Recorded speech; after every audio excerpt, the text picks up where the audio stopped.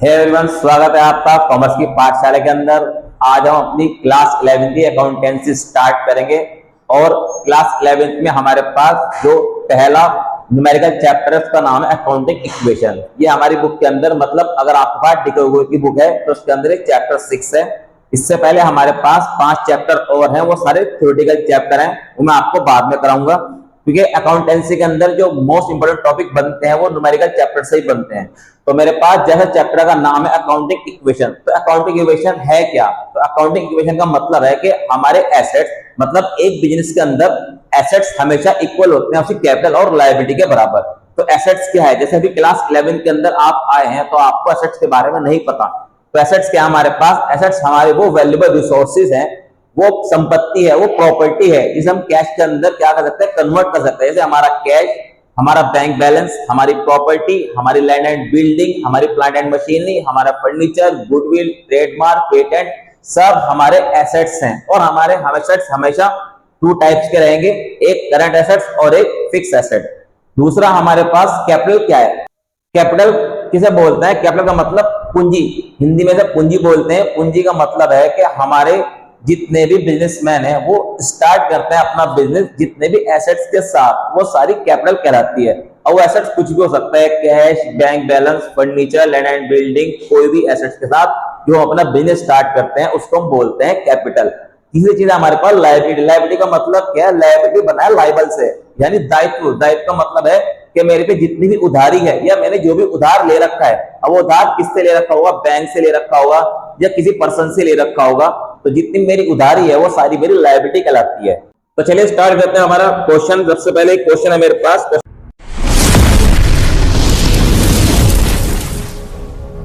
Number 11। ये क्या कहता है? क्वेश्चन नंबर 11 के अंदर वो कहता है कैपिटल एक बिजनेस की 1,20,000 है, उसकी लायबिलिटी 20,000 है, कैलकुलेट करने हैं टोटल एसेट्स। तो बहुत इजी है। कैपिटल हो जाएगा मेरे पास 1,20,000, लायबिलिटी हो जाएगी मेरे पास 20,000। हमें फाइंड आउट करने हैं एसेट्स।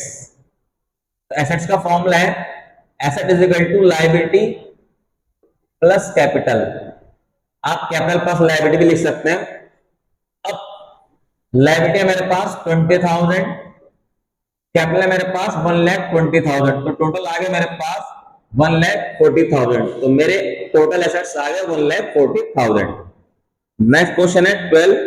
इसके अंदर ही बताते हैं हमारे पास टोटल एसेट्स है 1,30,000 और कैपिटल है 80,000। कैलकुलेट करना है क्रेडिटर। क्रेडिटर का मतलब लायबिलिटी, लायबिलिटी में कैलकुलेट करनी है। तो क्वेश्चन नंबर 12 में हमें क्या गिवन है? एसेट्स गिवन है 1,30,000, कैपिटल गिवन है 80,000। हमें कैलकुलेट करना है क्रेडिटर। क्रेडिटर का मतलब लायबिलिटी। तो आपको एक बेसिक फॉर्मूला याद रखना है, asset is equal to liability plus capital. तो हम यहां लिखेंगे assets is equal to liability plus capital. Assets है 1,30,000, लायबिलिटी गिवन नहीं है, कैपिटल है 80,000। अब इस 80,000 को मैं इधर लाऊंगा लेफ्ट हैंड साइड, तो माइनस का हो जाएगा। तो 1,30,000 में माइनस कर लेंगे 80,000, तो हमारे पास लायबिलिटी आ गई हमारी 50,000। तो हमारा आंसर आ गया 50,000, क्रेडिटर 50,000 के आ गए।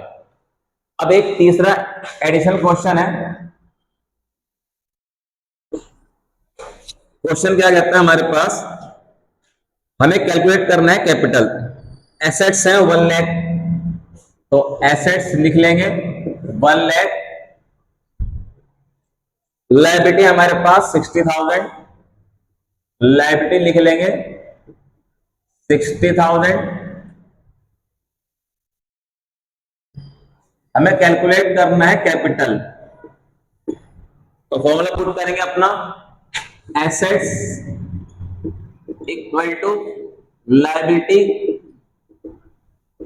Plus capital. एसेट्स हैं 1 लाख, लायबिलिटी है 60,000, कैपिटल हमें गिवन नहीं हुआ, फाइंड आउट करनी है। अब 60,000 को हम लेफ्ट हैंड साइड में ले आएंगे तो 1 लाख में माइनस कर लेंगे 60,000, तो मेरे पास कैपिटल आ जाएगी 40,000। तो उसके साथ ही हमारे तीनों क्वेश्चन कंप्लीट। आई होप के तीनों बेसिक कॉन्सेप्ट, बेसिक क्वेश्चन आपको अच्छे से समझ में आ चुके होंगे। अगर आपको वीडियो चलेगी तो वीडियो को लाइक करें एंड शेयर करें। मिलते हैं जल्दी न्यू वीडियो के अंदर, न्यू कॉन्सेप्ट के साथ, नए सॉल्यूशन के साथ डीके गोयल के। Thanks for watching my video, have a nice day.